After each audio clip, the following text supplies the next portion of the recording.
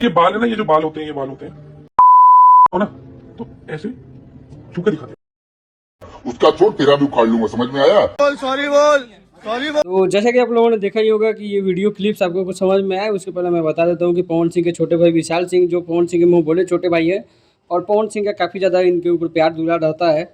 इन्होंने इसके पहले अभिषेक मल्हान यानी कि फुकरा इंसान के सपोर्ट में गए थे आसिम रियाज से, जब उनकी लड़ाई हुई थी तो उसको जो है रजत दलाल ने चैलेंज कर दिया, यानी विशाल सिंह के इंटरव्यू पे सुन के कि उसने पूरी कहानी बताई तो चैलेंज कर दिया कि विशाल सिंह के इसमें दम है तो मुझे ये कर ले वो कर ले। उसके बाद विशाल सिंह दूसरी बार बैटल ग्राउंड शो के बाहर चले गए उससे मिलने, और जब वहाँ गए तो रजत दलाल को माफ़ी मांगनी पड़ी विशाल सिंह से। ये होती है पावर। पूरा मैटर यही है, दोनों ने एक दूसरे को लाइव वीडियो में चैलेंज किया था।